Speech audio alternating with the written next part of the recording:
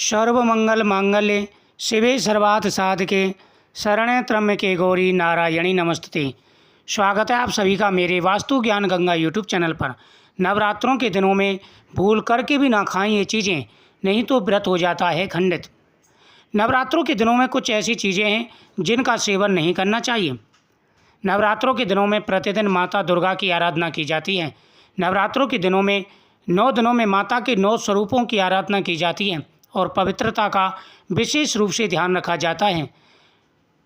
नवरात्रों में सुबह माँ दुर्गा की पूजा अर्चना करते समय प्रतिदिन संकल्प जरूर करना चाहिए। दिन भर व्रत रखें और जब आप एक समय भोजन कर रहे हों तो उस समय समा के चावल की खीर का सेवन कर सकते हैं। इसके अलावा इसकी खिचड़ी भी बना करके खा सकते हैं।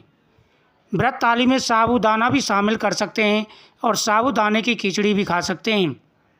इसके अलावा आलू और साबूदाने की सब्जी, मूंगफली, आलू की चिप्स व्रत में यह सभी चीज़ें खा सकते हैं। इसके अलावा व्रत के लिए कोटू के आटे की रोटी भी बना सकते हैं। साथ ही थाली में फल, दूध और दही को भी शामिल किया जा सकता है। लेकिन नवरात्रों के दिनों में कुछ ऐसी चीज़ें हैं जिनको नहीं खाना चाहिए। नंबर 1, नवरात्रों में प्याज का सेवन नहीं करना चाहिए। प्याज के सेवन से नवरात्रि व्रत खंडित हो जाते हैं क्योंकि यह तामसी होता है और तामसी चीज़ों का सेवन बहुत ही नुकसानदायक होता है व्रत के दिन। साथ ही आप लौंग का उपाय भी कर सकते हैं। ये उपाय धनवान बनाता है। ये उपाय मैं आपको बताऊंगा। पहले आपको इन चीज़ों के बारे में जानकारी प्राप्त करा देते हैं। प्याज का सेवन आपको नहीं करना है। दूसरा है लहसुन। लहसुन का सेवन करने से व्रत खंडित हो जाता है। उसके साथ आप अगर जैसे गुटखा, सिगरेट, बीड़ी, तम्बाकू इन चीज़ों का सेवन करते हैं, इनके सेवन से भी व्रत खंडित हो जाता है। इन चीज़ों का सेवन भूल से भी नहीं करना चाहिए। पौराणिक मान्यताओं के अनुसार नवरात्रि में माँ दुर्गा के 9 दिनों में पवित्रता का ध्यान रखें और साथ ही घर को खाली न छोड़ें।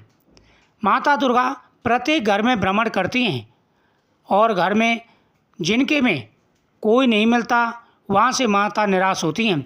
इसलिए सुख समृद्धि के आशीर्वाद के लिए अगर आपने केतरी बीजी है या अखंड ज्योत प्रज्वलित करी है तो आप घर में ही रहें। कोई ना कोई घर में एक जना जरूर रहे। व्रत के भोजन में साधारण नमक का इस्तेमाल नहीं करना चाहिए।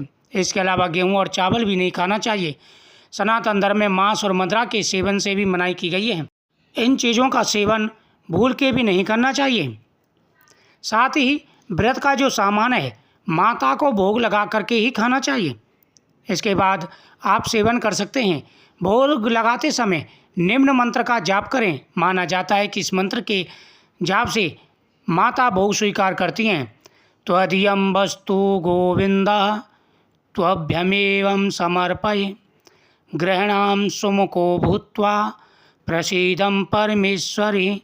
इस प्रकार से मंत्रों का जाप करते हुए आपको इन चीज़ों का सेवन करना चाहिए। माता को भोग लगा करके आप खाएं, लेकिन घर के अंदर लहसुन, प्याज, बैंगन, मसूर की दाल, तामसिक भोजन कोई भी नहीं करना चाहिए। इससे व्रत खंडित होने का डर रहता है और खंडित हो ही जाता है। साथ ही अगर आप व्रत रखते हैं और सिगरेट, बीड़ी, तम्बाकू, गुटखा आदि खाते हैं तब भी आपका व्रत खंडित हो जाता है।